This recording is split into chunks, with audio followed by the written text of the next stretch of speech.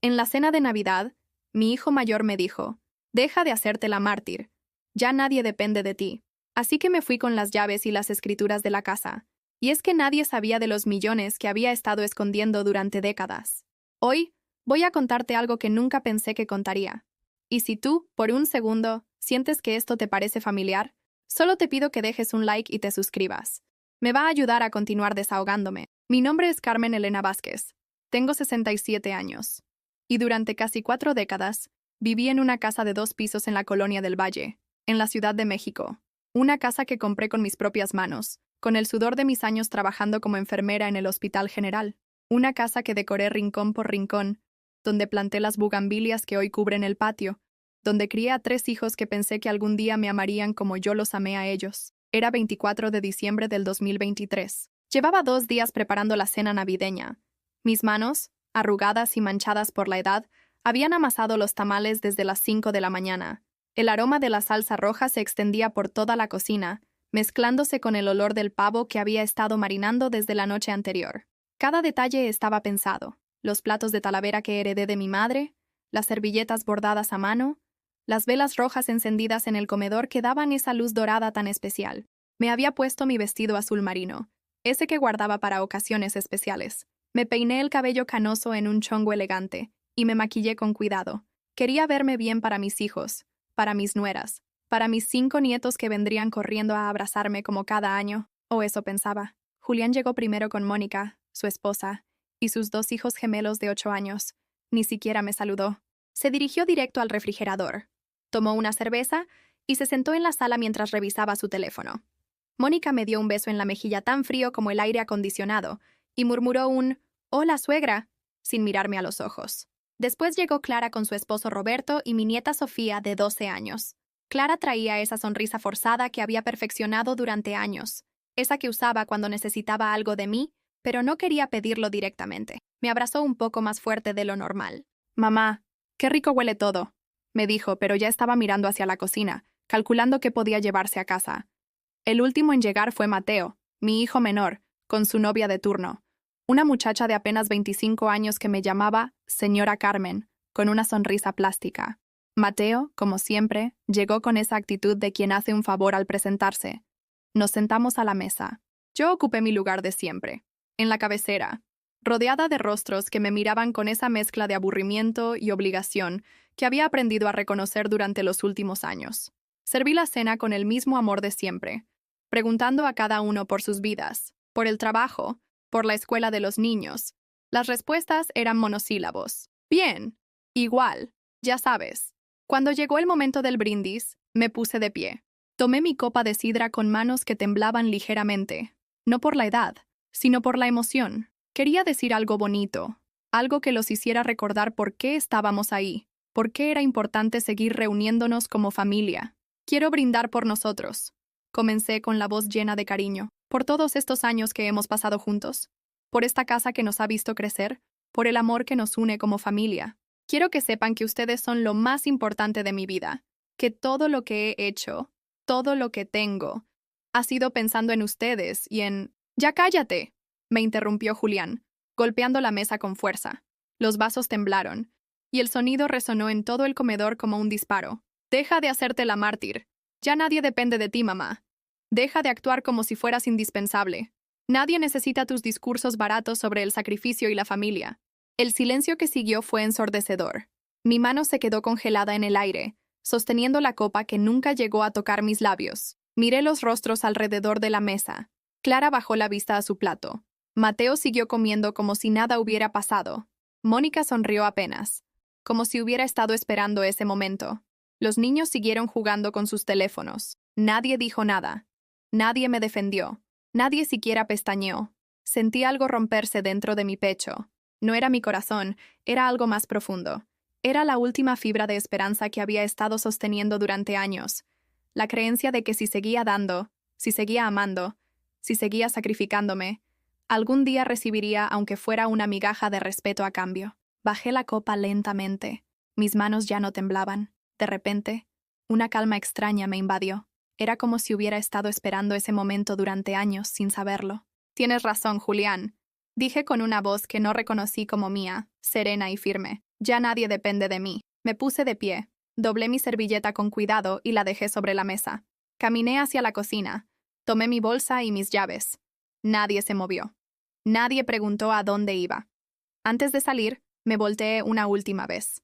Ellos seguían ahí, comiendo mi comida, en mi casa, como si yo fuera invisible. Disfruten la cena, les dije. Y disfruten la casa. Por última vez. Cerré la puerta detrás de mí y caminé hacia mi auto. En el silencio de la noche navideña, con las luces de colores brillando en las casas vecinas y el eco lejano de villancicos, tomé una decisión que había estado posponiendo durante demasiado tiempo. Era hora de recordarles quién era realmente Carmen Elena Vázquez. Y sobre todo, era hora de que descubrieran que la viejita que acababan de humillar tenía mucho más poder del que jamás imaginaron. Esa noche no pude dormir. Me quedé sentada en la sala de mi pequeño departamento rentado en la Roma Norte, el mismo que había mantenido en secreto durante 5 años como mi refugio personal. Mis hijos creían que solo tenía la casa familiar, pero yo había aprendido a ser más astuta de lo que jamás imaginaron. Mientras tomaba un té de manzanilla, los recuerdos llegaron como olas. No podía evitar preguntarme cuándo había comenzado todo esto. ¿Cuándo mis hijos habían dejado de verme como su madre para convertirme en una simple proveedora de servicios? Recordé cuando Julián tenía 21 años y llegó a casa llorando porque había chocado el auto. No tenía seguro amplio, y los daños eran de casi 80,000 pesos. Yo acababa de recibir una herencia de mi tía Esperanza, dinero que había planeado usar para arreglar el techo de la casa que goteaba cada temporada de lluvias. Mamá, si no me ayudas, voy a perder el trabajo. No puedo llegar en camión hasta Satélite, ya sabes cómo son los jefes, me había dicho, con esos ojos llorosos que me recordaban al niño que solía consolar después de las pesadillas. Le di el dinero. El techo siguió goteando durante 3 años más. Después fue Clara. Su boda en el Salón Los Cedros costó 200,000 pesos. Yo había estado ahorrando centavo por centavo de mi sueldo de enfermera para comprarme un auto nuevo, porque el mío ya tenía 15 años y se descomponía cada mes. Pero Clara quería una boda como las de las revistas, con vestido de diseñador y flores importadas. Mamá, es mi día especial. Solo me voy a casar una vez en la vida. Por favor, no puedes ser tacaña justo ahora. Me rogó mientras hojeaba catálogos de vestidos que costaban más que mi salario de 3 meses. Le financié la boda completa. Seguí manejando mi auto destartalado otros 5 años más. Mateo fue el peor. Cuando cumplió 18 años, decidió que quería estudiar comunicación en una universidad privada carísima en Las Lomas. La colegiatura era de 15,000 pesos mensuales, sin contar libros, materiales y gastos personales. Es mi futuro, ma. Si no estudio ahí, nunca voy a conseguir un buen trabajo. Todos mis amigos van a universidades así, me había dicho mientras señalaba el folleto brillante de la universidad. Trabajé turnos dobles durante 4 años. 12 horas diarias en el hospital, atendiendo pacientes, limpiando heridas, consolando familias. Llegaba a casa con los pies hinchados y la espalda adolorida, pero nunca dejé de pagar una sola colegiatura. Mateo se graduó con honores, pero también con la certeza de que yo siempre estaría ahí para resolver sus problemas económicos. Y después llegaron los nietos, y con ellos nuevas necesidades, uniformes escolares, útiles, doctores, cumpleaños, vacaciones. Siempre era yo quien abría la cartera. Siempre era, mamá, ¿nos puedes ayudar? Seguido de promesas de que me pagarían después. Promesas que se desvanecían como el humo. Pero lo que más me dolía no era el dinero. Era la forma en que habían comenzado a tratarme, como si mis favores fueran obligaciones. Como si mi amor fuera una cuenta bancaria sin límite que podían drenar sin consecuencias. Recordé la vez que me enfermé de neumonía hace 2 años. Estuve hospitalizada una semana en el mismo hospital donde había trabajado durante 30 años. Mis compañeras enfermeras me visitaban todos los días.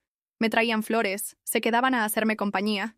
¿Mis hijos? Julián apareció una vez, por 15 minutos, entre juntas de trabajo. Clara me mandó un mensaje de WhatsApp preguntando si ya estaba bien porque necesitaba que cuidara a Sofía el fin de semana.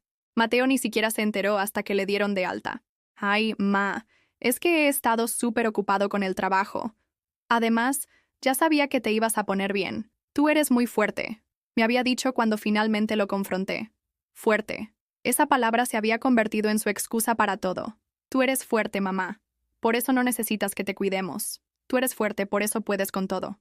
Tú eres fuerte, por eso sabemos que vas a entender. Ser fuerte se había convertido en mi maldición. El colmo llegó hace 6 meses, cuando descubrí algo que me partió el alma. Era el cumpleaños de Clara, y como siempre, yo había organizado la fiesta en mi casa. Preparé mole, riz horchata, decoré el patio con globos rosa que eran su color favorito desde niña. Mientras limpiaba después de la fiesta, encontré el celular de Clara olvidado en el sofá. Cuando se lo llevé a su cuarto, la pantalla se encendió y vi un mensaje en el grupo familiar de WhatsApp, un grupo del que yo no formaba parte. Mateo había escrito: ¿ya le pidieron a la vieja lo de las vacaciones en Cancún? Si lloramos un poquito, seguro afloja la lana. Julián respondió: jajaja, ya sabes cómo es. Con tal de que no la dejemos sola en Navidad, hace lo que sea. Es puro chantaje emocional de su parte, pero funciona. Clara agregó: hay que ser estratégicos. Yo le voy a decir que Sofía necesita brackets. Siempre cae con lo de los nietos. Me quedé ahí parada, con el teléfono en las manos, leyendo cómo mis propios hijos planeaban manipularme, cómo se reían de mi amor, cómo habían convertido mis sentimientos en un juego para obtener dinero. Esa noche lloré hasta quedarme sin lágrimas. Pero también esa noche tomé una decisión. Abrí mi laptop y revisé mis cuentas bancarias. Todas las cuentas que ellos no conocían. Durante 40 años, desde que comencé a trabajar como enfermera, había estado ahorrando en secreto. Al principio eran cantidades pequeñas. 50 pesos aquí, 100 allá. Pero cuando heredé de mi tía Esperanza, y después de mi madre, y cuando vendí el terreno en Cuernavaca que compré cuando ellos eran pequeños, las cantidades crecieron. Cada peso que no gasté en mí, cada lujo que me negué, cada vacación que no tomé, había ido a parar a una cuenta que abrí con mi apellido de soltera, Carmen Elena Medina. Una cuenta que había crecido hasta convertirse en una fortuna que ni en sus sueños más ambiciosos podrían imaginar. 3.400.000 pesos. Todo producto de una vida de sacrificios que ellos creían que era solo amor de madre, cuando en realidad había sido una estrategia de supervivencia que yo misma no entendía hasta esa noche. Me levanté del sillón y fui a mi recámara. Del fondo del closet saqué una caja de zapatos vieja. Adentro estaban todos los documentos que mis hijos desconocían, las escrituras de la casa a mi nombre, los certificados de las cuentas bancarias, la póliza del seguro de vida donde ellos ya no aparecían como beneficiarios, el testamento que había cambiado hacía 2 años. También estaban las fotos. Miles de fotos donde yo aparecía sola en cumpleaños, en Navidades, en Día de las Madres, sonriendo para la cámara mientras ellos estaban ocupados con sus teléfonos o sus conversaciones. Fotos que documentaban años de soledad disfrazada de celebración familiar. Tomé una de esas fotos. Era de la Navidad pasada. Yo estaba sentada en la misma silla donde me habían humillado esa noche, rodeada de mis hijos y nietos. Pero si mirabas con atención, podías ver que era la única que miraba a la cámara. Los demás estaban distraídos, ausentes, presentes solo físicamente. La rompí en pedazos pequeños y dejé que cayeran al suelo como confeti amargo. Ya era hora de que descubrieran qué se sentía estar realmente solos. Los días siguientes a esa Navidad fueron como caminar por un campo minado emocional. Regresé a la casa como si nada hubiera pasado, pero algo fundamental había cambiado dentro de mí. Ahora veía todo con una claridad dolorosa, como si me hubieran quitado unas gafas empañadas que había estado usando durante años. Era 27 de diciembre cuando Julián apareció en la cocina mientras yo preparaba café. No me saludó. Se dirigió directo al refrigerador, lo abrió y bufó con disgusto. ¿No hay nada de comer? Mónica está esperando en el carro. Venimos por las sobras de la cena, dijo sin mirarme, como si fuera la empleada doméstica. ¿Sobras? Pregunté, fingiendo confusión. ¿De qué sobras hablas? No te hagas la tonta, mamá. Siempre nos das los tamales que sobran, el romeritos, todo eso. Mónica ya planeó las comidas de la semana pensando en eso. Me quedé callada unos segundos, observando cómo rebuscaba en mi refrigerador como si fuera suyo, como si mi comida, mi trabajo, mis horas de cocina fueran parte de sus derechos adquiridos. No preparé sobras este año, le dije tranquilamente. Se volteó hacia mí con una expresión de incredulidad. ¿Cómo que no? Siempre preparas de más. Es lo tuyo, hacer drama y después compensar con comida. Esas palabras se clavaron como dagas. Es lo tuyo, hacer drama. Así veía mi dolor. Como teatro, como manipulación, como algo fabricado para llamar la atención. Tal vez este año decidí cocinar solo lo necesario, respondí, sirviendo mi café con manos que ya no temblaban. Se fue sin despedirse, dando un portazo que hizo vibrar los cristales de la cocina. 2 días después, Clara llegó con Sofía. Mi nieta corrió a abrazarme como siempre, pero Clara tenía esa sonrisa calculadora que había aprendido a reconocer. «Mamá, ¿cómo has estado? Te veo un poco rara desde Navidad», dijo, sentándose en la mesa mientras yo le servía agua de Jamaica a Sofía. «Estoy bien, hija. Solo reflexionando. Ay, ya no le des tantas vueltas a lo que dijo Julián. Ya sabes cómo es cuando ha bebido». No lo dijo en serio, pero yo sí había estado reflexionando. Había estado recordando todas las veces que Clara había usado exactamente esa frase. Ya sabes cómo es, para justificar los gritos de Julián, los desplantes de Mateo, la indiferencia de todos. Oye, ma, continuó Clara jugando con su cabello como cuando era adolescente y quería algo. Necesito pedirte un favorcito. ¿Te acuerdas que te platiqué que Sofía necesita brackets? Pues ya fuimos con el ortodoncista y son 35,000 pesos. Se paga en mensualidades, pero necesitamos dar un enganche de 15,000. Ahí estaba. La estrategia que había leído en el chat familiar. Los brackets que siempre funcionaban porque yo no podía negarles nada a mis nietos. ¿Y Roberto no puede ayudar con eso? Pregunté. Clara se incomodó visiblemente. Pues sí, pero ya sabes que su trabajo no está muy estable. Además, tú siempre dices que los nietos son tu prioridad. Sofía te adora, mamá. Mírala qué bonita está creciendo. Miré a mi nieta que dibujaba en su cuaderno ajena a la conversación. Era hermosa, sí, pero también era la carnada que Clara usaba cada vez que necesitaba dinero. Clara, ¿te puedo hacer una pregunta? Le dije sentándome frente a ella. Claro, mamá. ¿Cuándo fue la última vez que me visitaste sin necesitar algo? La pregunta la tomó por sorpresa. Parpadeó varias veces, como si estuviera calculando mentalmente. Ay, mamá. Qué pregunta tan rara. Yo te visito porque te quiero, no porque necesite algo. Respóndeme. ¿Cuándo fue la última vez? Un silencio incómodo llenó la cocina. Clara miró hacia el jardín, hacia el techo, hacia cualquier lugar menos a mis ojos. No me acuerdo exactamente, pero yo sí me acuerdo. La interrumpí. Fue hace 8 meses, cuando viniste a decirme que te habías reconciliado con Roberto después de que los cachara mensajeándose con otra mujer. Viniste a llorar conmigo. Pero incluso esa vez, te fuiste con 2,000 pesos que te presté para el súper. Clara se puso roja. Mamá, no puedo creer que me estés llevando cuentas así. Eso es muy feo. Las familias se apoyan. Tienes razón, le dije levantándome. Las familias se apoyan. Mutuamente. Se fueron sin los 15,000 pesos. Clara salió murmurando algo sobre que yo estaba atravesando una crisis de la edad. El colmo llegó una semana después, en enero. Era mi cumpleaños número 67. Había aprendido a no esperar gran cosa, pero siempre mantenía la ilusión de que tal vez este año sería diferente. Desperté temprano y arreglé la casa. Compré un pastel pequeño en la panadería San José, de esos de 3 leches que tanto me gustaban. Puse la mesa bonita con mis mejores platos, por si acaso alguien venía a acompañarme. A las 10 de la mañana recibí un mensaje de Julián. «Feliz cumpleaños, ma. Andamos en la oficina, pero al rato te hablamos». A las 2 de la tarde, Clara me mandó una nota de voz. «Felicidades, mamita. Disculpa que no pueda ir, pero Sofía tiene práctica de natación y luego tenemos una cena familiar de Roberto. Te queremos mucho». Mateo ni siquiera se acordó. Pasé el día sola, viendo telenovelas y comiendo rebanadas de pastel que sabían a soledad. Cuando llegó la noche, me puse el vestido azul que había planchado con esperanza esa mañana y me tomé una selfie frente al espejo. Me veía ridícula, arreglada para nadie, celebrando sola como una anciana abandonada. Pero a las 9 de la noche, Mateo apareció en la puerta. Traía una botella de tequila barato y esa sonrisa encantadora que usaba cuando necesitaba algo urgente. «Mamá, feliz cumpleaños. Perdón por llegar tarde, pero ya ves cómo es esto del trabajo», dijo abrazándome con una efusividad sospechosa. «Pensé que te habías olvidado», le dije sintiendo cómo mi corazón se alzaba a pesar de todo. «¿Cómo crees? Eres mi mamá.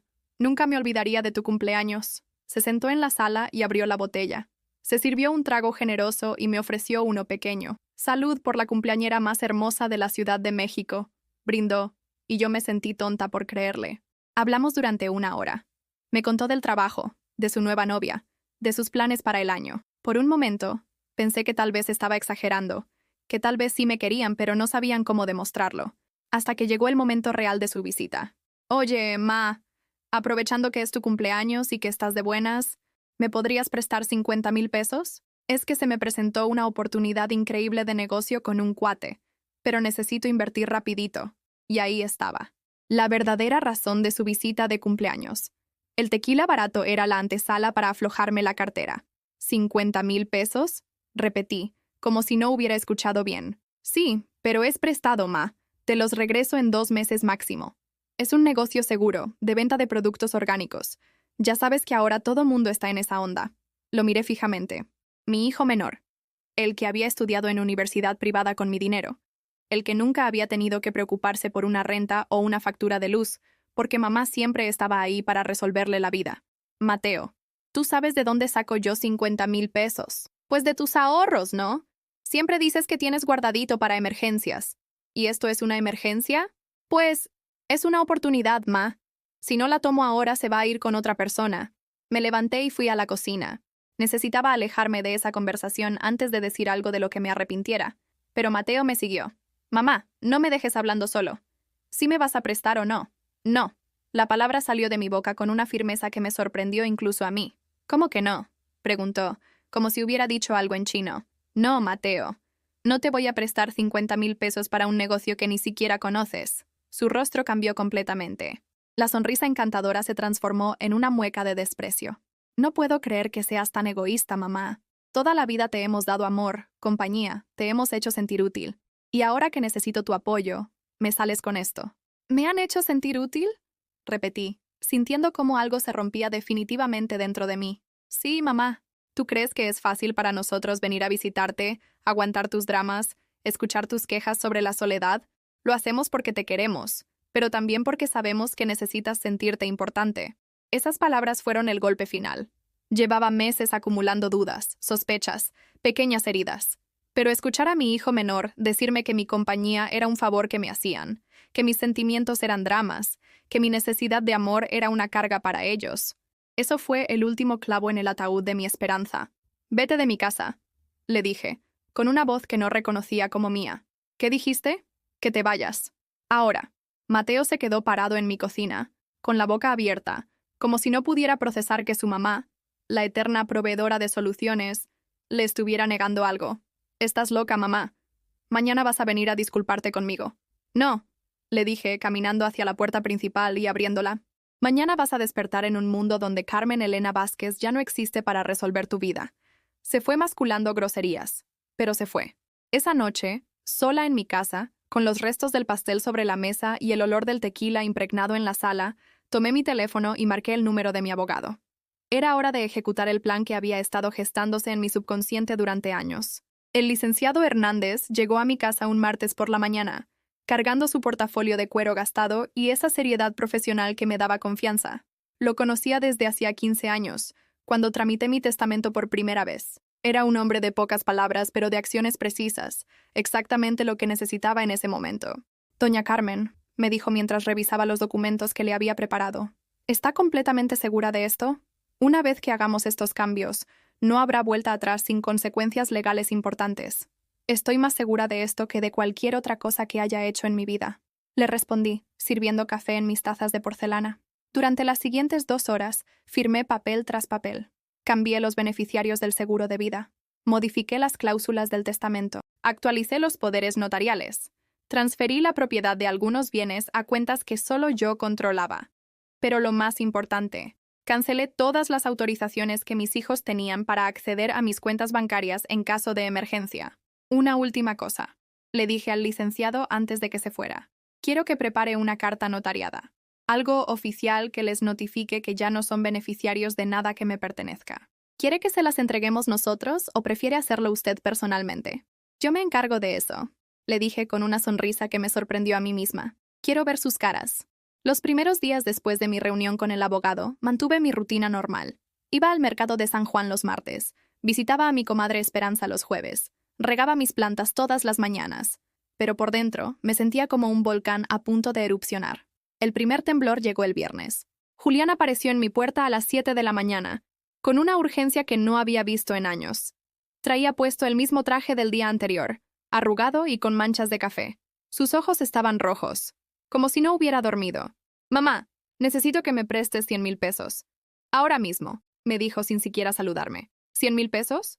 ¿Para qué?», pregunté, haciéndome la desentendida. Hubo un problema en la oficina. Faltó dinero en una cuenta que yo manejo y mi jefe piensa que fui yo. Si no repongo el dinero hoy, me van a despedir y me van a demandar. Por favor, mamá. Es una emergencia real. Lo invité a pasar y le serví café. Sus manos temblaban cuando tomó la taza. ¿Y por qué no le pides a Mónica o a tus suegros?, le pregunté con genuina curiosidad. ¿Estás loca? Los papás de Mónica no me pueden ver ni en pintura. Y Mónica no sabe nada de esto. Si se entera, me va a dejar.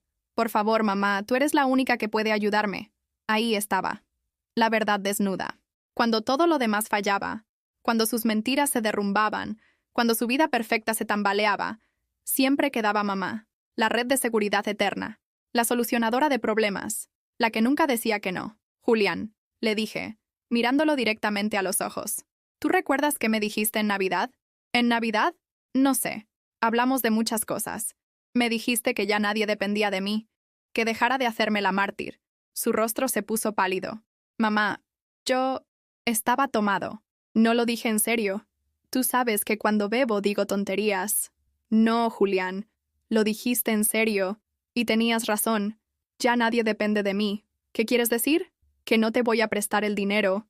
El silencio que siguió fue ensordecedor. Julián me miró como si le hubiera hablado en un idioma extranjero. No entiendo.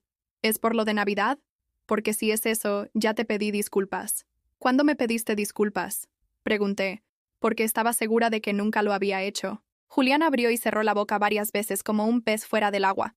Bueno, no te las pedí con palabras, pero pensé que ya habíamos superado eso. No, hijo, no hemos superado nada. Y no te voy a prestar ni un peso. Su expresión cambió gradualmente, de confusión a incredulidad, de incredulidad a desesperación, y finalmente a una rabia que no había visto desde que era adolescente. ¿Sabes qué? Tienes razón. Ya nadie depende de ti porque nadie te necesita. Te estaba haciendo un favor al pedirte dinero prestado, porque así te sentías útil. Pero ya veo que prefieres ser una vieja amargada y egoísta. Se fue dando un portazo. Desde la ventana lo vi subir a su carro y golpear el volante con furia antes de arrancar. Una hora después, mi teléfono empezó a sonar. Era Clara, llorando histéricamente. Mamá, ¿qué le dijiste a Julián? Acaba de llamarme diciendo que te volviste loca, que no quieres ayudar a la familia. ¿Qué está pasando? No pasa nada, hija. Simplemente decidí seguir el consejo de tu hermano. Ya nadie depende de mí. Pero mamá, Julián está desesperado. Dice que puede ir a la cárcel si no consigue ese dinero. Entonces será mejor que busque trabajo en otro lugar. ¿No te parece? No puedes estar hablando en serio. Es tu hijo. Somos tu familia. Sí, Clara. Son mi familia. La misma familia que me ha tratado como un cajero automático durante años. La misma familia que se ríe de mí por WhatsApp cuando no estoy presente. Hubo un silencio largo del otro lado de la línea. ¿De qué estás hablando? Preguntó Clara, pero su voz había cambiado.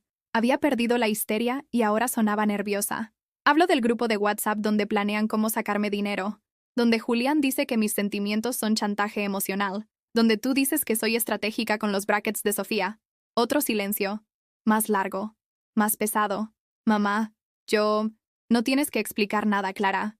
Ya entendí perfectamente qué lugar ocupo en sus vidas. Mamá, por favor, no hagas esto. Si estás enojada con nosotros, podemos hablar. Podemos arreglar las cosas. No estoy enojada, hija. Estoy liberada. Colgué el teléfono y lo apagué. Durante las siguientes horas, el timbre de mi casa sonó intermitentemente. Primero fue Mónica, la esposa de Julián, con los niños. Los pobres se veían confundidos, como si no entendieran por qué estaban ahí. «Señora Carmen», me dijo Mónica a través de la puerta, porque no le abrí. Julián me contó lo que pasó. Yo no sabía nada del problema del trabajo, pero, por favor, ayúdenos. Los niños no tienen la culpa de esto. Después llegó Roberto, el esposo de Clara, con su camioneta pick-up. Tocó el timbre durante 20 minutos. «Doña Carmen, sé que está ahí. Clara está llorando desde ayer. No entendemos qué pasó, pero sea lo que sea, podemos solucionarlo hablando». Por la tarde, apareció Mateo con 2 de sus amigos. Pensé que venía a disculparse, pero cuando escuché su conversación desde la ventana, entendí que sus intenciones eran otras. «Está actuando muy raro desde Navidad», le decía a sus amigos. «Yo creo que está empezando con demencia senil o algo así. Mi abuela por parte de papá se puso igual antes de que la internáramos». «¿Y qué piensas hacer?», preguntó uno de sus amigos. «No sé. Tal vez tengamos que hablar con un doctor para que la evalúe. No puede ser normal que de la noche a la mañana se vuelva tan egoísta. Egoísta. Esa palabra resonó en mi cabeza como una campana. Después de 40 años de darlo todo, de sacrificar mis sueños, mis deseos, mi propia felicidad por ellos, ahora era egoísta porque me negaba a seguir haciéndolo.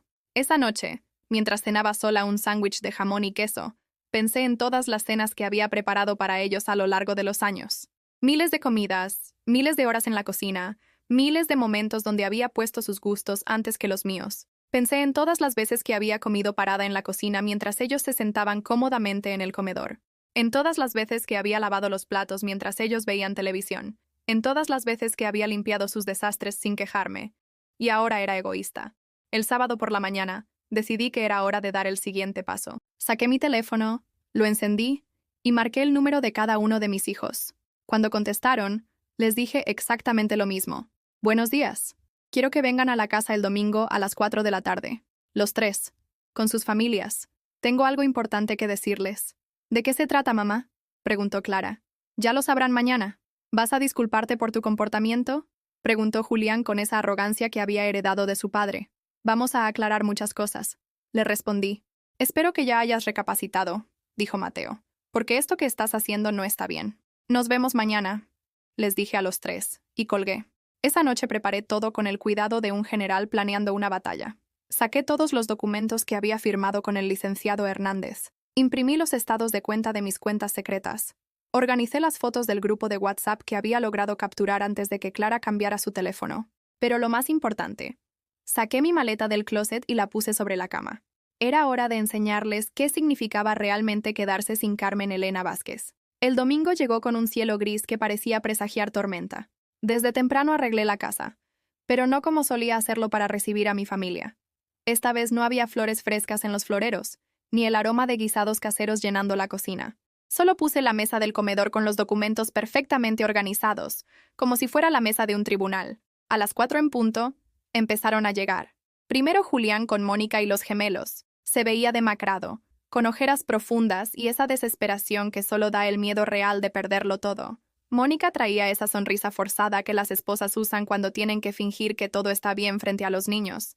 Clara llegó 5 minutos después con Roberto y Sofía. Mi nieta corrió a abrazarme como siempre, ajena al huracán que estaba a punto de desatarse. Clara me miró con ojos suplicantes, como si esperara que todo fuera una pesadilla de la que podríamos despertar. Mateo fue el último en llegar, solo, con esa expresión de fastidio que había perfeccionado desde adolescente. Se sentó en el sillón más alejado, como marcando distancia física y emocional. Bueno, dijo Julián rompiendo el silencio incómodo, ya estamos todos aquí. Espero que esto sea para que nos digas que ya se te pasó la crisis y podemos volver a ser una familia normal. Sí, mamá, agregó Clara. Estos días han sido horribles. Los niños preguntan por qué la abuela está enojada con nosotros. Mateo solo bufó desde su rincón. Me puse de pie y caminé hacia la mesa donde tenía todos los documentos. El silencio se hizo más denso. Incluso los niños parecían sentir que algo importante estaba por suceder. Tienen razón. Comencé con una voz más tranquila de lo que había esperado. Es hora de que volvamos a ser una familia normal. Una familia donde cada uno se hace cargo de su propia vida. Saqué el primer documento. La carta notariada del licenciado Hernández. Esta es una notificación oficial, dije leyendo en voz alta. Por medio de la presente, Carmen Elena Vázquez comunica que, a partir de esta fecha, ninguna de las personas mencionadas a continuación tiene derecho, autorización o expectativa sobre cualquier bien, propiedad o activo de su patrimonio. ¿Qué significa eso?, preguntó Mónica con una voz apenas audible. Significa que ya no van a heredar nada de mí. Esta casa, mis ahorros, mis seguros de vida, mis inversiones, nada. El shock fue inmediato y visceral. Julián se puso blanco como papel. Clara se llevó las manos a la boca. Mateo se incorporó de golpe en su asiento. ¿Estás loca?, gritó Julián. No puedes hacer eso. Somos tus hijos. Claro que puedo, respondí sacando el testamento modificado. Todo está a mi nombre. Siempre ha estado a mi nombre. Y tengo derecho a decidir qué hacer con mi patrimonio. Clara empezó a llorar. Mamá, por favor, no hagas esto. Si estás molesta por algo que dijimos o hicimos, podemos arreglarlo. Pero esto es demasiado extremo. ¿Extremo?, repetí sintiendo cómo la rabia que había estado conteniendo durante meses finalmente encontraba su voz. ¿Extremo es defender mi dignidad? ¿Extremo es negarme a seguir siendo tratada como un cajero automático? Saqué las capturas de pantalla del chat de WhatsApp y las puse sobre la mesa. ¿Esto no es extremo?, pregunté, señalando los mensajes. ¿Ya le pidieron a la vieja lo de las vacaciones en Cancún? Si lloramos un poquito, seguro afloja la lana. ¿Esto tampoco es extremo? El silencio que siguió era tan espeso que se podía cortar con cuchillo. Clara miraba las capturas como si fueran serpientes venenosas. Julián tenía la mandíbula apretada. Mateo había vuelto a desplomarse en su asiento. Nosotros no quisimos decir, comenzó Clara. ¿No quisieron decir qué?, la interrumpí. ¿No quisieron decir que soy una vieja a la que pueden manipular? ¿No quisieron decir que mis sentimientos son chantaje emocional? ¿No quisieron decir que planean estrategias para sacarme dinero? Roberto, que había permanecido callado, finalmente habló. Doña Carmen, yo no sabía nada de esos mensajes. Clara nunca me... ¡Cállate!, le gritó Clara. No te metas en esto. No, Roberto, le dije. Métete.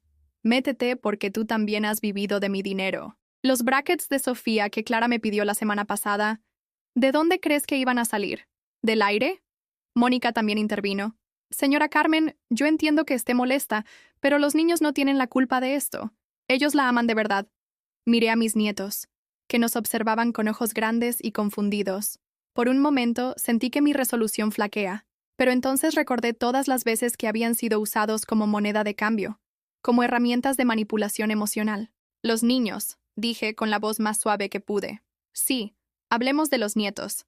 ¿Saben cuántas veces me han dicho que los nietos son mi prioridad para justificar pedirme dinero? ¿Saben cuántas veces han usado el amor de estos niños como chantaje para que yo abra mi cartera? Eso no es cierto, protestó Clara. ¿No? Saqué otra hoja. Esta es la lista de todas las veces que me han pedido dinero en los últimos 2 años, con la justificación que usaron cada vez. Es para los uniformes de los niños. Es para la consulta médica de Sofía. Es para las clases de natación de los gemelos. 500,000 pesos en total, Clara. 500,000 pesos que pediste para los niños, pero que se fueron en cenas familiares. Ropa para ti y Roberto. Y pagos de tarjetas de crédito. Clara se puso de pie bruscamente, con la cara roja de humillación y rabia. ¡Ya basta! Eres una vieja amargada y mezquina. Te estás comportando como una loca. ¿Loca? Me reí. Y fue una risa que me sorprendió incluso a mí. ¿Loca por dejar de permitir que me traten como basura? ¿Loca por decidir que merezco respeto? Julián se acercó a la mesa y tomó uno de los documentos. Esto no va a quedar así, dijo, con una voz llena de amenaza. Vamos a impugnar todo esto. Vamos a demostrar que no estás en tus 5 sentidos. Inténtalo, le respondí, sacando otro papel.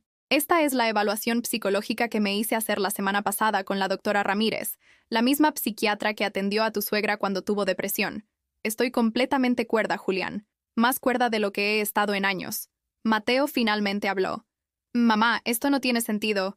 ¿Vas a tirar a la basura 40 años de familia por unos mensajes estúpidos de WhatsApp? No, Mateo, le dije mirándolo directamente.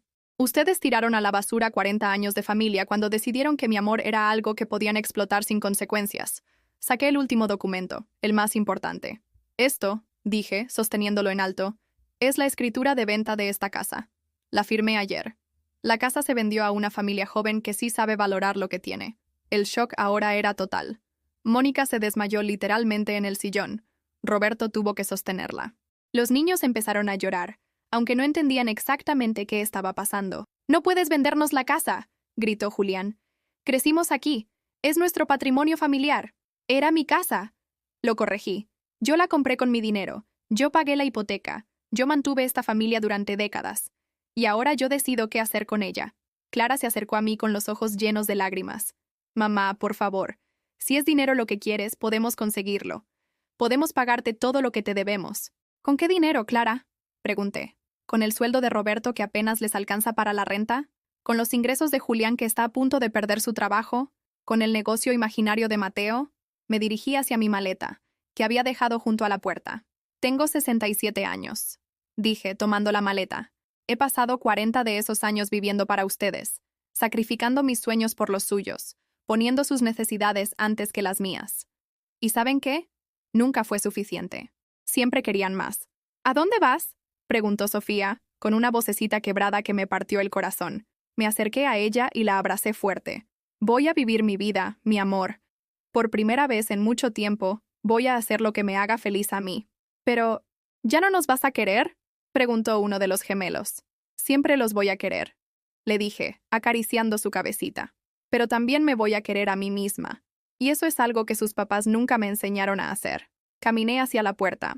Mi familia, o lo que quedaba de ella, me miraba con una mezcla de shock, rabia y desesperación.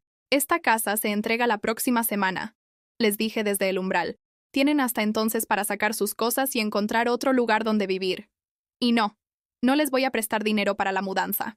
«Mamá, no puedes dejarnos así», gritó Clara. «Claro que puedo. respondí.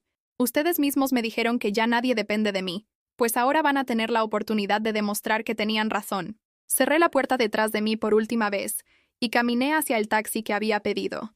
Mientras el carro se alejaba de la casa donde había pasado la mayor parte de mi vida adulta, no miré hacia atrás. Por primera vez en décadas, tenía la mirada fija en el futuro. El departamento en la Roma Norte me recibió como un abrazo silencioso. Era pequeño pero acogedor, con 2 recámaras, una sala llena de luz natural y una terraza desde donde podía ver los jacarandas que florecían en la calle.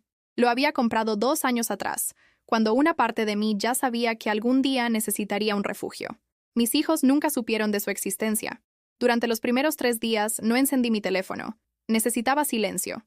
Necesitaba que el ruido constante de sus demandas se desvaneciera de mi cabeza como el eco de una pesadilla. Me desperté por primera vez en décadas sin la ansiedad de pensar qué necesitarían de mí ese día. El primer lunes de mi nueva vida. Me levanté a las 9 de la mañana. 9 de la mañana. No había puesto despertador. Mi cuerpo simplemente decidió que ya había descansado suficiente. Preparé café en mi cafetera nueva, una italiana pequeña que había comprado solo para mí, y me senté en la terraza con una taza que no tenía que compartir con nadie. Era extraño. El silencio no me asustaba como pensé que lo haría. Durante años había temido la soledad. Había creído que sin mis hijos alrededor mi vida se volvería vacía y sin propósito. Pero aquí estaba, sola por primera vez en décadas, y lo que sentía no era vacío. Era paz. El martes fui al banco. La gerente, licenciada Morales, me conocía desde hacía años por las transferencias que hacía a las cuentas de mis hijos. Cuando le expliqué que quería cancelar todas las autorizaciones y cambiar las claves de acceso, me miró con preocupación. Señora Vázquez, ¿está todo bien en su familia? Es solo que es muy inusual que alguien cancele tantas facilidades de una vez. Todo está perfectamente bien, le respondí con una sonrisa que me sorprendió a mí misma. Por primera vez en años, todo está exactamente como debe estar. Mientras tramitábamos los papeles, la licenciada Morales revisó mis cuentas. Disculpe que le pregunte, ¿pero sus hijos saben del monto de sus ahorros? No, le dije.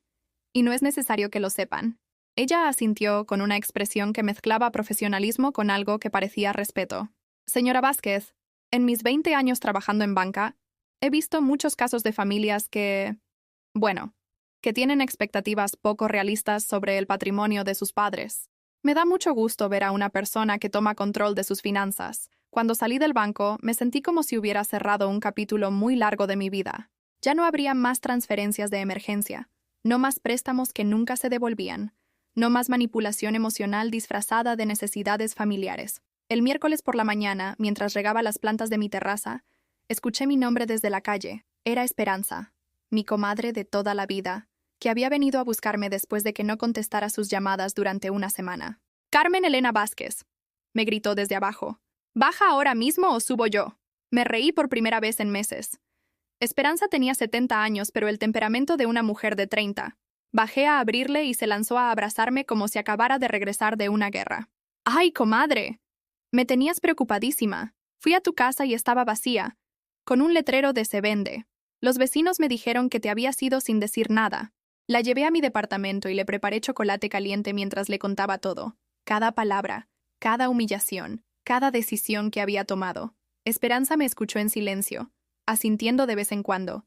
Y cuando terminé, se quedó callada por un largo rato. ¿Sabes qué pienso?, me dijo finalmente. Pienso que debiste haber hecho esto hace años. Yo veía cómo te trataban y me daba una rabia.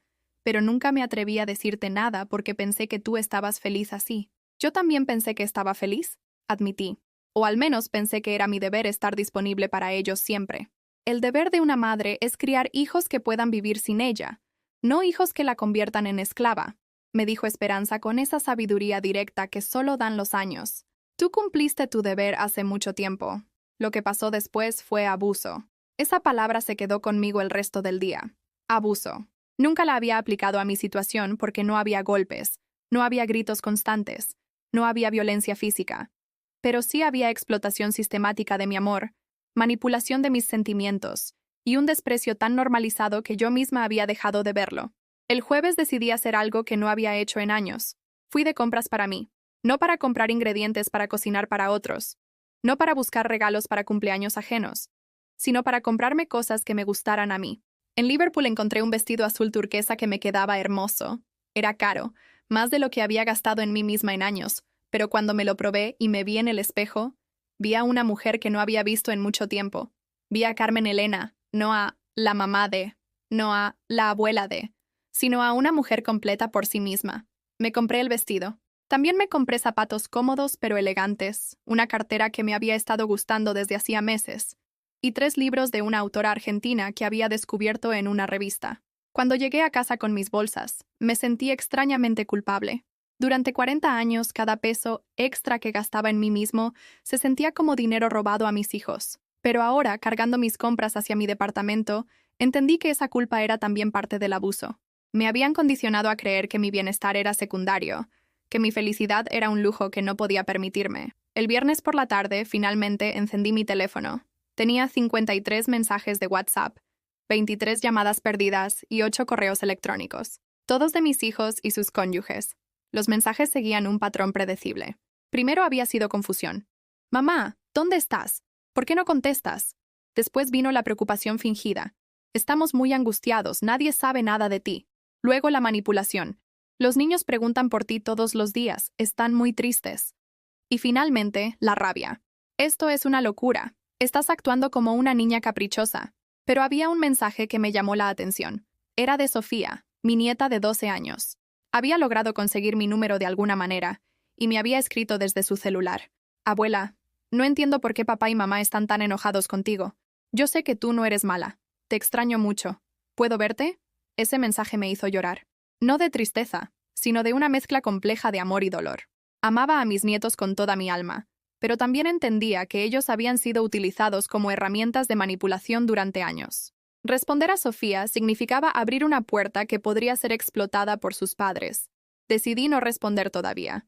Necesitaba más tiempo para estar segura de mi nueva posición antes de navegar las aguas complicadas de la relación con mis nietos. El sábado hice algo que no había hecho en décadas. Fui al cine sola. Elegí una película francesa con subtítulos, de esas que a mis hijos siempre les habían parecido aburridas. Me compré palomitas grandes y un refresco, y disfruté cada minuto de esa historia sobre una mujer mayor que se enamoraba por segunda vez en la vida. Después del cine, caminé por la zona rosa sin prisa, mirando aparadores, observando a la gente, sintiendo la ciudad de una manera que había olvidado. Durante años, mis salidas habían sido funcionales. Al supermercado, a la farmacia, al banco, siempre con una lista de tareas que cumplir para mantener la maquinaria familiar funcionando. Ahora caminaba sin destino, y esa sensación de libertad era embriagadora. El domingo por la mañana, mientras leía uno de mis libros nuevos en la terraza, llegó un delivery que no había pedido. Era de una florería cara de Polanco. Un arreglo enorme de rosas rojas con una tarjeta que decía: «Mamá, perdónanos. Te extrañamos. Julián, Clara y Mateo». Miré las flores durante un largo rato. Eran hermosas, caras, llamativas. Exactamente el tipo de gesto que mis hijos creían que resolvería todo. Un gasto grande y visible que demostrara arrepentimiento sin requerir el trabajo real de examinar su comportamiento o cambiar sus actitudes. Tomé las flores, bajé al lobby de mi edificio y se las regalé a la señora que limpia el edificio. «¿Está segura, señora Carmen?», me preguntó, sorprendida por el gesto. «Son muy bonitas y se ven caras». «Por eso mismo se las regalo», le dije. «Las flores hermosas deben estar con personas que las aprecien de verdad». Cuando regresé a mi departamento, me preparé un té y me senté a escribir en un cuaderno que había comprado esa semana. Quería documentar estos primeros días de mi nueva vida. Quería recordar cómo se sentía despertar sin ansiedad, cómo se sentía tomar decisiones pensando solo en mi propio bienestar. Escribí: Día 7 de libertad. Hoy entendí que el amor no duele, el amor no agota. El amor no convierte a las personas en versiones pequeñas y asustadas de sí mismas. Lo que yo creía que era amor era miedo disfrazado, miedo a estar sola, miedo a ser rechazada, miedo a que mis hijos no me necesitaran. Pero la soledad no es lo que yo temía. La soledad es silencio para pensar, es espacio para respirar, es tiempo para recordar quién era yo antes de convertirme en la solucionadora de problemas de todo el mundo. Tengo 67 años y apenas estoy aprendiendo a vivir para mí misma. Es tarde, pero no demasiado tarde. Cerré el cuaderno y miré hacia la ventana. Los jacarandas estaban en plena floración, llenando la calle de un púrpura brillante que parecía celebrar algo que no podía nombrar todavía. Por primera vez en décadas, el futuro no me daba miedo. Me daba curiosidad. 3 meses después, mi vida había tomado una forma que jamás habría imaginado. Me inscribí en clases de pintura en la Casa de Cultura de la Roma, algo que había querido hacer desde mis 40 años, pero que siempre posponía porque los niños necesitaban esto, o la casa requería aquello. Ahora, todos los martes y jueves por la mañana, me sentaba frente a un lienzo en blanco y dejaba que mis manos recordaran lo que era crear algo solo por el placer de crearlo. El maestro, un hombre mayor llamado Francisco, había sido ilustrador de libros infantiles durante décadas. Tenía esa paciencia infinita que solo poseen las personas que han encontrado su verdadera vocación. Señora Carmen, me dijo una tarde mientras yo luchaba con los colores de un atardecer. Sus primeras obras tenían mucha tensión en las pinceladas. Ahora veo que el trazo está más libre, más confiado. ¿Ha cambiado algo en su vida? Todo, le respondí, sin apartar la vista del lienzo. Absolutamente todo. Era cierto. Incluso mi postura había cambiado. Ya no caminaba con los hombros tensos, como si cargara el peso del mundo. Ya no revisaba compulsivamente mi teléfono esperando la siguiente emergencia familiar que tendría que resolver. Ya no me despertaba con esa ansiedad que me había acompañado durante décadas. En las clases de pintura conocí a Elena, una mujer de 62 años que había enviudado hacía 3 años. Al principio solo intercambiábamos comentarios sobre las técnicas que aprendíamos, pero gradualmente fuimos desarrollando una amistad que se extendía más allá del aula. ¿Sabes qué es lo que más me gusta de pintar?, me dijo Elena un día mientras limpiábamos nuestros pinceles. Que no hay manera correcta o incorrecta de hacerlo. No hay expectativas que cumplir. No hay a quien complacer más que a ti misma. Elena tenía 2 hijos que vivían en Estados Unidos y que la visitaban una vez al año. Pero a diferencia de mi experiencia, cuando hablaba de ellos lo hacía con cariño genuino, sin resentimiento, sin la fatiga emocional que yo había cargado durante años. Mis hijos me llaman cada semana, me contó, no para pedirme algo, sino para saber cómo estoy. Cuando me ofrecen dinero para algún capricho, yo les digo que no, que su dinero es para sus familias. Y cuando yo quiero darles algo, lo hago porque me nace, no porque me lo exijan. La escuchaba y me daba cuenta de la diferencia abismal entre una relación familiar saludable y lo que yo había normalizado durante décadas.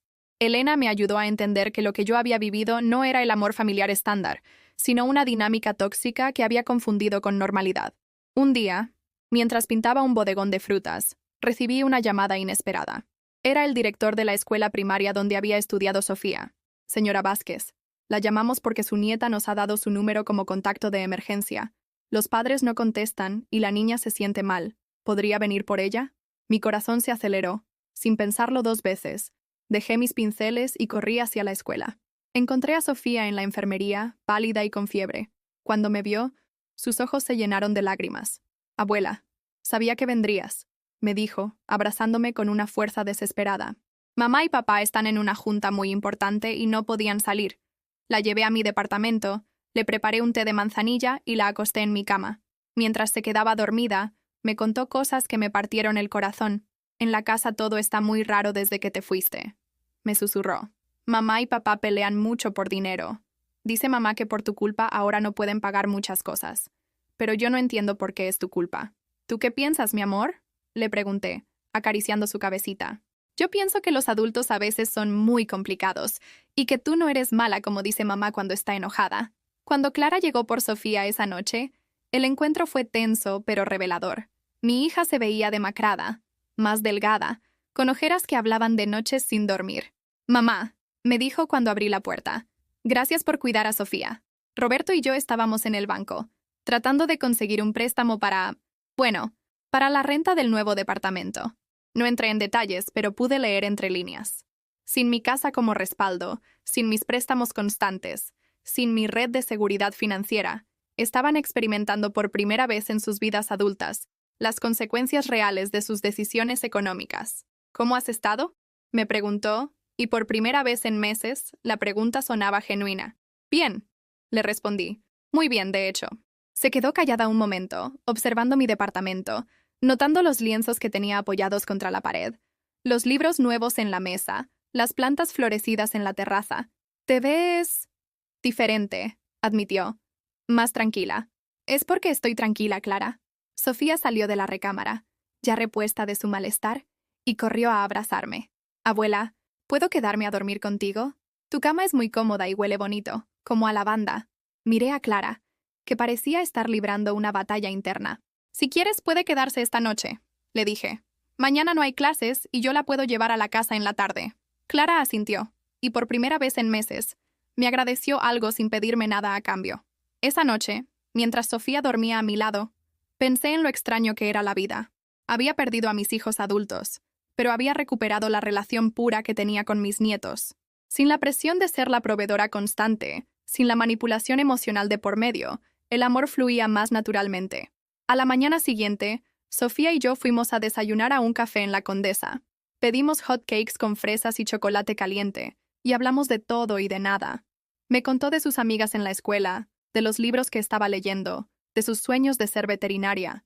Abuela, me dijo mientras compartíamos el último hot cake, ¿es cierto que ya no nos vas a dejar dinero cuando te mueras? La pregunta me tomó por sorpresa por su directez infantil. ¿Eso te preocupa, mi amor? No, respondió con la honestidad brutal de los niños. Mamá dice que por eso tenemos que vivir en un departamento más pequeño ahora, pero a mí me gusta más el departamento nuevo. Mi cuarto es más chiquito, pero tiene una ventana que da a un parque. Me reí, sorprendida por su perspectiva. ¿Sabes qué te voy a dejar cuando sea muy viejita? Le dije. Te voy a dejar el recuerdo de una abuela que se quería a sí misma, que vivía para sí misma, que era feliz, y te voy a enseñar que tú también puedes vivir así. ¿Eso es mejor que el dinero? Mucho mejor, mi amor. El dinero se acaba, pero aprender a ser feliz dura toda la vida. Cuando llevé a Sofía de regreso a su casa, me quedé un momento hablando con Clara en la puerta. El nuevo departamento era más pequeño, pero se veía acogedor, bien organizado, lleno de plantas que Clara había comenzado a cultivar. «Mamá», me dijo Clara, jugando nerviosamente con las llaves, «sé que no tengo derecho a pedirte nada después de todo lo que pasó. Pero, ¿crees que algún día podríamos, no sé, intentar ser familia otra vez?» La pregunta tenía un peso enorme. Miré a mi hija, realmente la miré, quizás por primera vez en años. Vi a una mujer de 43 años que estaba aprendiendo, por primera vez en su vida adulta, a sostenerse por sí misma. Vi el miedo en sus ojos, pero también algo que no había visto antes. Respeto. Clara, le dije, nunca dejamos de ser familia, pero si quieres reconstruir nuestra relación, tiene que ser desde un lugar diferente. No como proveedora y dependiente, sino como dos adultas que se respetan mutuamente. ¿Cómo se hace eso? Me preguntó con una vulnerabilidad que me recordó a la niña que había sido. Se hace poco a poco, con tiempo, con paciencia, y con la comprensión de que yo ya no soy la mujer que lo solucionaba todo para no sentirse sola. Ese domingo, algo extraordinario pasó. Elena me invitó a acompañarla a una exposición de arte en el Palacio de Bellas Artes. Después fuimos a comer a un restaurante pequeño en el centro histórico, donde pedimos mole y platicamos durante horas sobre arte, libros, viajes que queríamos hacer. ¿Sabes qué?, me dijo Elena mientras tomábamos café de olla. Creo que la vida comienza realmente cuando dejas de vivir para las expectativas de otros y empiezas a vivir para las tuyas propias. ¿A qué edad crees que pasa eso?, le pregunté. Cuando estés lista. A veces a los 30, a veces a los 70, a veces nunca. Pero tú ya llegaste ahí, Carmen. Se te nota en la cara. Cuando regresé a casa esa tarde, me miré al espejo del baño. Elena tenía razón. Se me notaba en la cara. Había recuperado algo que había perdido hace años sin darme cuenta. Me veía como una mujer completa, no como la mitad de algo que necesitaba a otros para existir. Abrí mi cuaderno y escribí: Mes 3 de libertad. Hoy entendí que amar a mis hijos no significa sacrificar mi dignidad, que ser una buena madre no requiere convertirme en una mártir, que puedo querer a mi familia sin permitir que destruyan mi paz. También entendí que la verdadera herencia que puedo dejar a mis nietos no es dinero, sino el ejemplo de una mujer que aprendió a valorarse a sí misma. Una mujer que eligió la dignidad sobre la comodidad, la soledad sana sobre la compañía tóxica. A los 67 años, finalmente aprendí que merezco amor, respeto y consideración, y que si eso no viene de mi familia, tengo el derecho y la obligación de dármelo a mí misma. Cerré el cuaderno y salí a mi terraza. Los jacarandas habían terminado su floración, pero ahora los árboles estaban llenos de hojas verdes y frescas, como si hubieran usado toda su energía en florecer espectacularmente y ahora se dedicaran al trabajo silencioso pero constante de crecer, exactamente como yo. Un año después de aquella Navidad que cambió mi vida para siempre, me encontré preparando otra cena navideña, pero esta vez era completamente diferente. En lugar de la mesa grande que solía acomodar a toda mi familia, tenía una mesa pequeña para 4 personas en mi comedor. En lugar del estrés de cocinar para multitudes, preparé una cena sencilla: bacalao a la vizcaína, ensalada de manzana y nueces, y ponche navideño. Mis invitados llegaron puntuales. Elena con una botella de vino tinto y su sonrisa cálida. Francisco, mi maestro de pintura, con un ramo de flores de Nochebuena que había cultivado en su jardín. Y Sofía, mi nieta, que ahora venía a visitarme cada 15 días con el permiso explícito de Clara. Abuela, me dijo Sofía mientras me ayudaba a poner la mesa, ¿no extrañas las cenas grandes de antes? No, mi amor, le respondí, acomodando las servilletas bordadas que ahora usaba sin ceremonia. Prefiero una mesa pequeña llena de amor real que una mesa grande llena de obligaciones. Durante la cena, Francisco nos contó historias de cuando trabajaba ilustrando cuentos. Elena nos hizo reír con anécdotas de sus viajes por Europa, y Sofía nos leyó un cuento que había escrito en la escuela sobre una abuela valiente que vivía en un bosque mágico. En mi cuento, explicó Sofía, la abuela vive sola pero nunca está sola porque los animales del bosque la visitan porque ella es buena con ellos, no como las otras abuelas de los cuentos que siempre están esperando que alguien las rescate. Elena y Francisco intercambiaron una mirada de complicidad. Sin conocer mi historia completa, entendían perfectamente el simbolismo de las palabras de mi nieta. Después de la cena, mientras Elena y Francisco conversaban en la sala, Sofía y yo salimos a la terraza. La noche estaba fresca y clara, y las luces navideñas de los edificios vecinos creaban un ambiente mágico. «Abuela», me dijo Sofía, acurrucándose a mi lado en el sillón de mimbre que había comprado para mi terraza. «Mamá me dijo que te podía hacer una pregunta importante. Dime, mi amor, ¿alguna vez te arrepientes de haberte ido de la casa grande?» La pregunta me sorprendió por su profundidad. Sofía tenía ahora 13 años y había desarrollado una capacidad de observación que me impresionaba constantemente. «¿Tú qué piensas?», le pregunté. «¿Crees que me veo arrepentida?» «No», respondió inmediatamente. «Te ves más tú, como si antes fueras una versión borrosa de ti misma y ahora fueras la versión clara». Sus palabras me llegaron al corazón con una precisión que me quitó el aliento. Esa niña de 13 años había entendido algo que a mí me había tomado décadas comprender. «No me arrepiento ni un segundo», le dije abrazándola. «A veces las decisiones más difíciles son las que más necesitamos tomar». Esa noche, después de que se fueron mis invitados y Sofía regresó con Clara, me quedé sola en mi terraza escribiendo en mi cuaderno. Había llenado ya 3 cuadernos completos documentando este año de transformación. «Navidad del primer año», escribí. Hoy entendí que la soledad y estar sola son cosas completamente diferentes. Estar sola es una elección, es un espacio que uno crea para sí mismo. La soledad es lo que sentía cuando estaba rodeada de personas que no me valoraban. Mis hijos han ido cambiando lentamente. Julián consiguió un trabajo nuevo después de perder el anterior, y aunque tardó 3 meses en encontrarlo, aprendió que puede sobrevivir sin que mamá lo rescate inmediatamente.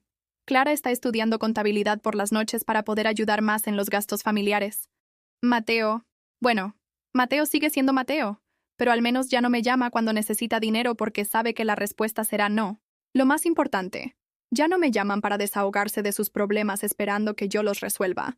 Ahora, cuando hablamos, es para preguntarme genuinamente cómo estoy, qué estoy haciendo, qué estoy pintando.